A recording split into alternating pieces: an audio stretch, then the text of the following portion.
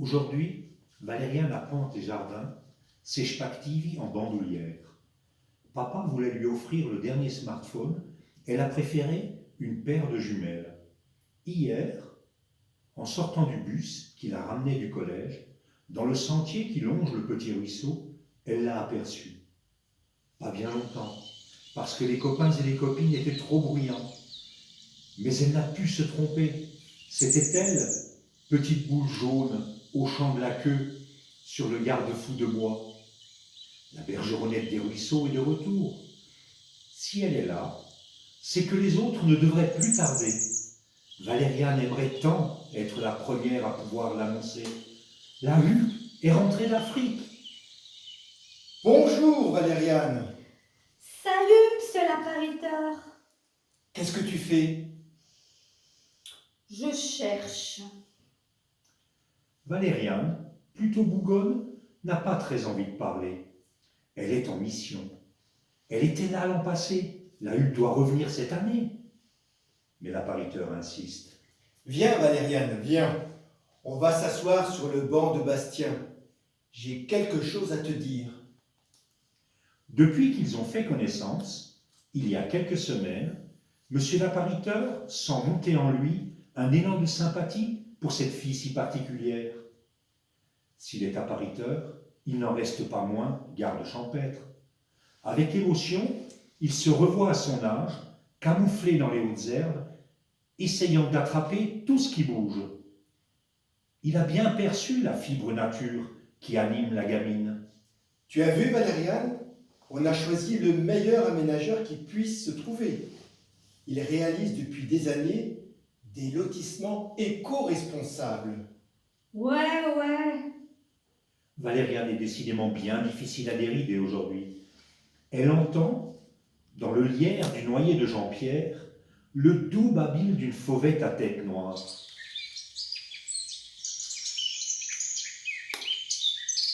Et en plus, il va mettre tout en œuvre pour favoriser la biodiversité.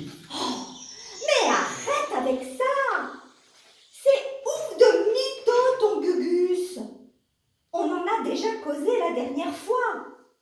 C'est pas à coups de bulldozer qu'on fait de la biodiversité. Un ouf de mytho? Mais c'est quoi ça? Un menteur, si tu préfères. T'as déjà été sur son site internet? T'as vu ce qu'il essaie de nous faire gober ton terre de je ne sais quoi? Qu'il crée des lieux désirables et durables en inscrivant chaque projet dans des valeurs sociales et environnementales. Mais où t'as vu ça possible, toi? C'est de la diarrhée verbale. En tout cas, moi j'y crois. On va optimiser les voiries et les espaces verts auront la part belle. On va imposer aux habitants la plantation d'arbres à tiges longues dans le but de créer des îlots de fraîcheur et de préserver le milieu naturel. Oh, alors là, t'es vraiment la voix de son maître, mon pauvre appariteur. Normal, il te flatte sur son site. Récemment, il s'est permis d'écrire qu'il allait relever avec toi tous les défauts sociaux et environnementaux en pleine responsabilité. T'as pas un peu les chevilles qui enflent? En tout cas, lui, c'est the best, la crème de la crème. Mais il est en train de te pondre un lotissement privé et dans son règlement, il n'y aura que ce qu'il voudra bien accepter, pas ce que tu penses lui imposer. D'ailleurs, tu le dis toi-même. Tu es injuste, Valériane. C'est grâce à ton association qu'on fera encore mieux. Ah, parce que tu crois vraiment qu'en rasant un bosquet pour y planter un arbre, tu retrouveras un îlot de fraîcheur. Et d'abord, ça s'appelle une haute tige et on n'en parle que pour les fruitiers.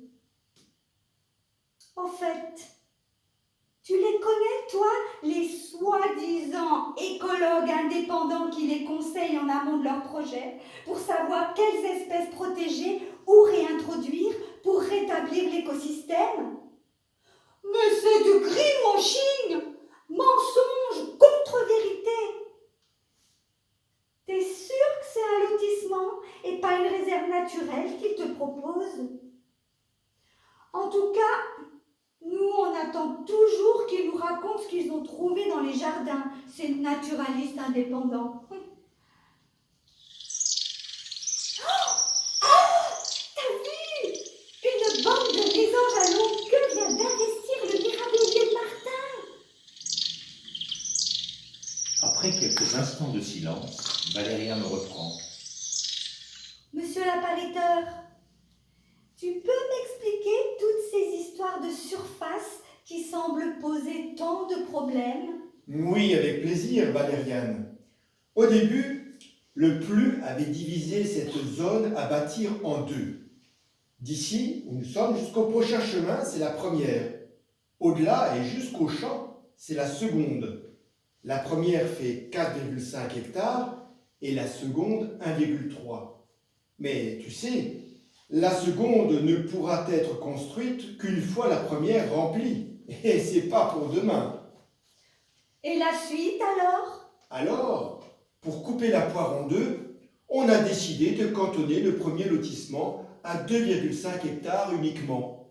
Et les 1,5, c'est quoi alors? Quoi, les 1,5? Je ne vois pas de quoi tu parles. De ce qui était écrit dans le journal du 9 novembre. Une première tranche de 1,5 hectare est concernée par le projet actuel. Alors là, Valériane, je t'assure que je n'ai jamais dit ça. Oh bien sûr, t'as jamais rien dit. Comme t'as pas écrit que plus en main, les proprios d'accord pour vendre leurs parcelles et le lotisseur pouvaient se passer de ton avis. Oh, t'es mignon avec ta cloche et ta casquette vintage. Mais il y a des moments où ça me vénère grave. Valériane se reprend juste à temps. Ah non, je rigole. T'es un peu bouffon. Mais je t'aime bien, je t'aime bien. Maintenant que le printemps arrive, je ferai un saut dans les jardins tous les mercredis après-midi quand il n'y a pas de classe au collège. Tu sais, la prochaine fois, j'aimerais qu'on parle de l'eau. Tu veux bien? Avec plaisir, Valériane.